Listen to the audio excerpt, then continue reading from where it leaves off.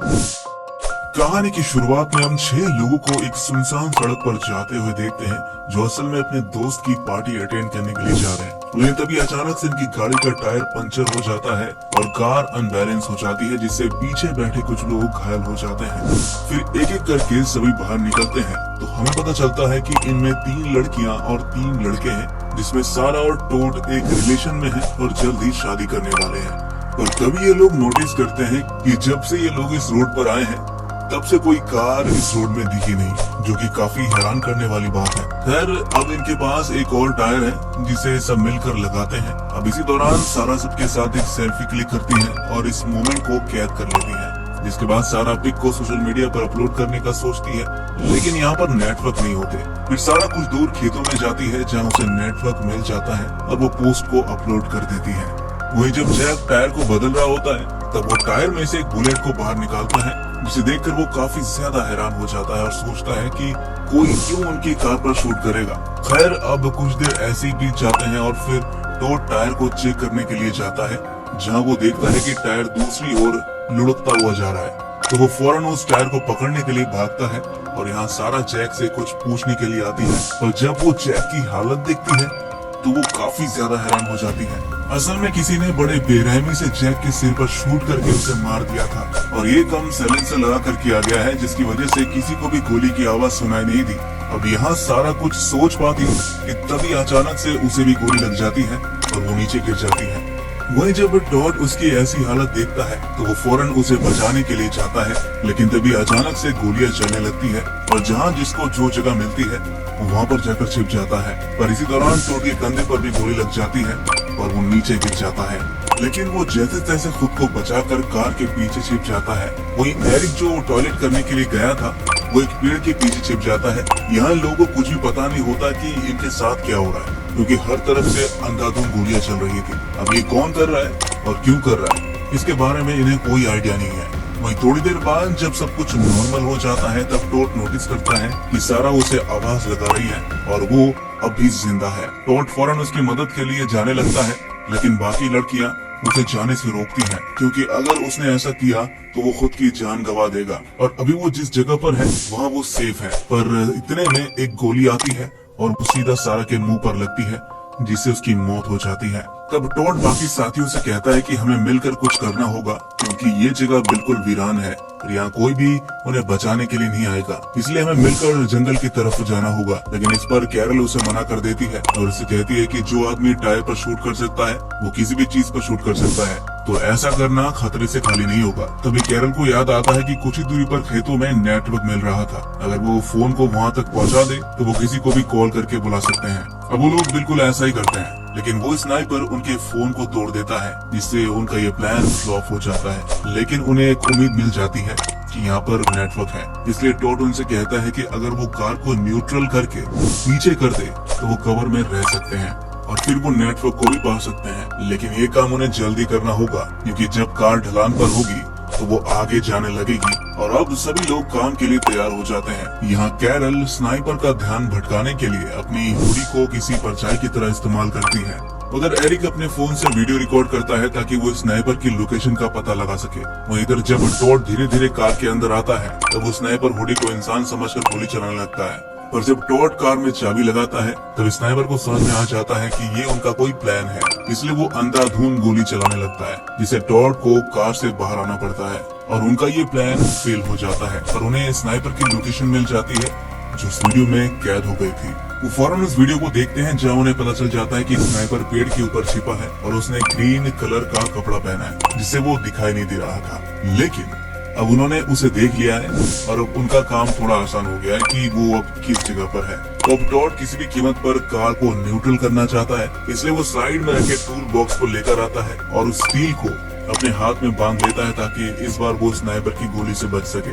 वही एरिक, जो उनसे कुछ ही दूरी पर था, उसे लगने लगा कि ये लोग उसे वहीं पर छोड़कर भाग जाएंगे, इसलिए वो उनके पास जाने के लिए उतावला होने लगता है। इधर टॉड कार को न्यूट्रल करने में कामयाब हो जाता है, लेकिन यहाँ स्नाइपर को पता चल जाता है और वो गोली चलाना शुरू कर देता है और इस बार गोली टॉड के दाएं हाथ में लगती है, पर वो कार को न्यूट्रल कर देता है, जिससे अब सिर्फ कार को पीछे की ओर ढकेलना था। लेकिन इसमें वो दोनों लड़कियां कामयाब नहीं हो पाती। हालांकि टॉड कार को धकेलने में अपनी पूरी जान लगा देता है, लेकिन हाथ में गोली लगने की वजह से वो हार मान जाता है। लेकिन यहाँ जैक ने टायर को सही से फिक्स नहीं किया था, इसलिए वो निकल जाता है, जिस वजह से कार वहीं रुक जाती है। इसी दौरान जॉडी पीछे रह जाती है और वो घबराने लगती है। तभी कैरल उसे अपने पास बुलाते हुए कहती है कि यही सही मौका है, आ जाओ। शायद स्नाइपर अपनी गन रिलोड कर रहा होगा। वहीं अब ये बात एरिक सुन लेता है और उसे लगने लगता है कि यही सही मौका है जंगल की तरफ भागने का। लेकिन यह उसकी सबसे बड़ी भूल होती है और जब वो जंगल की तरफ भागता है तो स्नाइपर उसकी तरफ कई गोलियां चलाता है, जिससे वो नीचे गिर जाता है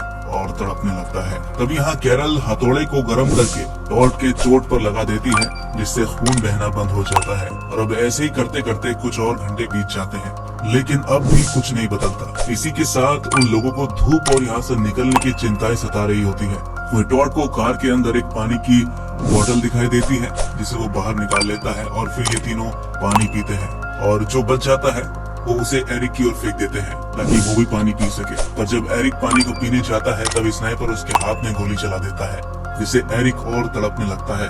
वही दूर ये सब स्नाइपर देख रहा होता है और उसे इन लोगों को तड़पते हुए देखकर बहुत मजा आ रहा था। और वक्त के साथ साथ टॉड भी अपनी हिम्मत खोने लगता है, क्योंकि जब वो देखता है कि कौवा सारे बॉडी को नोच नोच कर खा रहे हैं तो उसे बहुत दुख होता है। इस दौरान वो अपने दोस्तों को बताता है कि सारा माँ बनने वाली थी और हमने इसकी काफी प्लानिंग करी थी, लेकिन अब सब कुछ खत्म हो चुका है, इसलिए मेरा अब जीने का कोई मन नहीं है। इतना बोलकर वो सारा की लाश के पास जाकर बैठ जाता है। लेकिन हैरान कर देने वाली बात यह है कि वो स्नाइपर उसे कोई नुकसान नहीं पहुंचाता। इधर एरिक को एक भेड़िया दिखाई देता है, जिसे देखकर वो बहुत ही खुश होता है और सोचता है कि अब उसे और तड़पना नहीं पड़ेगा। लेकिन उसकी किस्मत इतनी खराब थी कि भेड़िए के कुछ किए बिना ही वो दम तोड़ देता है। खैर अभी यहाँ पर कुछ और लोग की एंट्री होती है जो उसी मोड़ से आ रहे थे जहाँ से ये सारे दोस्त आए थे। वहीं अब उन्हें आते हुए देखकर टॉड देख लेता है और वो उन्हें इशारा करके रोकने की कोशिश करता है। अब उसे ऐसा करते हुए स्नाइपर देख लेता है और वो उस पर गोली चला देता है, जिससे वो भी मारा जाता है। वहीं अब वो नए लोग जैसे जैसे आगे बढ़ते हैं तो उन्हें दो लोगों की लाश दिखाई देती है,